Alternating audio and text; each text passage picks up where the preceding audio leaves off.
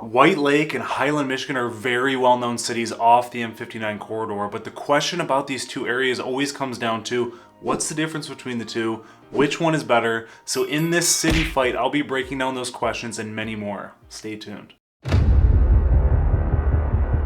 What's going on, everyone? Andrew McMahon here with Living in Michigan, a Michigan realtor helping people like you buy, sell, and invest in the amazing state of Michigan. So if there's ever anything you need, don't hesitate to reach out. I'd be happy to be your go-to resource. These two cities are very familiar to me, as White Lake is where I have lived over the past year, and Highland is where I've spent my childhood and current weekends out on Duck Lake. The best way to decide the differences between these two cities is by talking about which one is better, of course. Okay. And the way to do that is by breaking down what makes a city a great place to live, from their location, city feel, schools, things to do, restaurants, economy, home costs, and of course the overall desirability. Taking a look at these two locations, they are both considered charter townships, which means they have certain rights and responsibilities that are between a city and a village. These are very common across the state of Michigan. Starting off with White Lake Charter Township, it covers about 37.2 square miles. 3.5 of those square miles are water and has a population of around 32,000 people. Highland Charter Township, on the other hand, has an area of 36.18 square miles, 2 of those square miles being water, with a population of around 21,000 people. With those numbers being said, it's safe to say Highland achieves a higher level of ruralness, with nearly 11,000 less people, with a similar square mileage with White Lake, whereas White Lake is more known to be a suburban rural mix. White Lake also has some additional water coverage, so houses tend to be more heavily saturated around lakes, which is another reason for the population difference, also due to the homes in Highland having a little more acreage than the ones in White Lake. In terms of their location and a proximity standpoint, they are relatively similar since they are squares of almost equal size along the M59 corridor. The biggest difference is Highland is closer to US 23 to go north and south, while White Lake is more centrally located, so you'd be passing Highland to get onto US 23 or going through Commerce to hop on M5. So with the cities having pretty identical geographic layouts, where does that leave the city feel? Well, Highland, as I mentioned, is more rural and private, whereas White Lake is more packed together in a suburban setting. It's no secret the M59 corridor is the heart of these two cities since they do not have a dedicated downtown area. They have this 50 to 50 mile an hour 4-lane corridor with heaps of businesses on either side. So if that close-knit, community-based downtown feel is what you're looking for, these two options may not be the one for you, but where that aspect lacks, they make up for in other ways. White Lake, especially south of M59, is your typical lake town. The roads weave around the several lakes in the area. People have their jeeps, boats, jet skis at gas stations, car washes, and even in several driveways, as a lot of the homes in the area have lake privileges even when they aren't right on the water. To me, it feels a little bit more community based on just that fact alone, talking to neighbors and other lakefront homeowners about the lakes you're on, what water toys you have, along with whatever else there is to complain about waterfront home maintenance. Whereas Highland, being a little more spread out on even the bodies of water, it doesn't give off that same community feel. Granted, homeowners on Duck Lake, the west side of White Lake, Upper and Lower Pettibone, along with a few others, may feel a little differently about that. Even when I was looking to purchase a home on the Pettibone Lakes, I still felt that there was a seclusion aspect to it, which can be favorable to some and not others, and vice versa. Other than that, they share the fast-paced traffic of M59 from people trying to get from point A to B, as it tends to be a popular road for east and west travel. With their location and city feels in mind, what is there to do based on attractions and overall city offerings? I think this point can be heavily debated and based on preference, but for those of you that have lived either in the area or passed through the M59 corridor from time to time, which section of M59 do you think is overall just better? Since we are dishing on opinions here, I would say the White Lake portion of M59 is a little more beneficial because I know several people from Highland who always come out this way to do anything and everything. Otherwise, they'd be driving the opposite way toward Heartland, and White Lake is closer.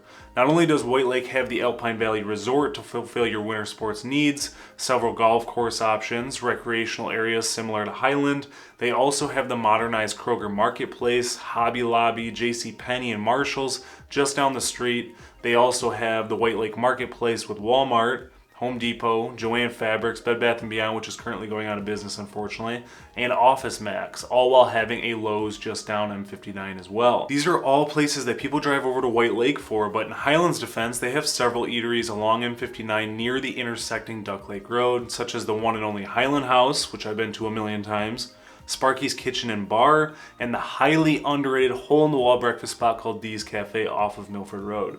White Lake, on the other hand, has Siam Fusion, a Thai cuisine place, Stella's Table, a Highland House carryout location, and the one and only Dave and Amy's, which I will shamelessly plug in here, being as the owner of the White Lake staple is my Uncle Dave.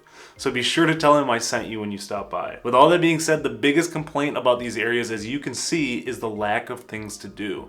But Highland and White Lake still make an effort to try and keep the community involved, so I will link their event calendars in the description just so we can give you some more insight on the areas. For me personally, living in White Lake on one of their many lakes, I don't feel like I'm really missing anything. Everything I need and more is just a few minutes down the road, as I mentioned, and the things I'm doing along with several Highland and White Lake residents is enjoying the lake our homes are on. That transitions quite nicely into the next point, and that's home prices. Taking a look at this chart provided by the MLS, we have the average sale price as of November 2022 for the whole MLS, which is in blue, Highland Township, which is in green, and White Lake Township, which is in yellow. As you can see, this chart shows the 3-year progression of sale prices since 2019.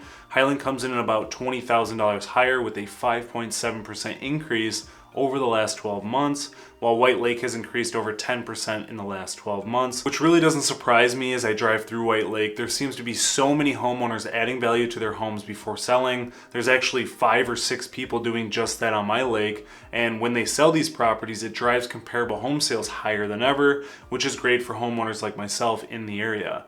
As of recording this, there are 31 waterfront homes for sale in Highland and White Lake, ranging from $325,000 for a 4-bedroom, 2-bathroom fixer-upper to a $1.75 million home with just under 5,000 square feet on 1.25 acres, sitting on an awesome peninsula lot. So what about schools? Starting with White Lake, there are 5 school districts serving the township: Clarkston, Holly, Huron Valley, Walled Lake, and Waterford.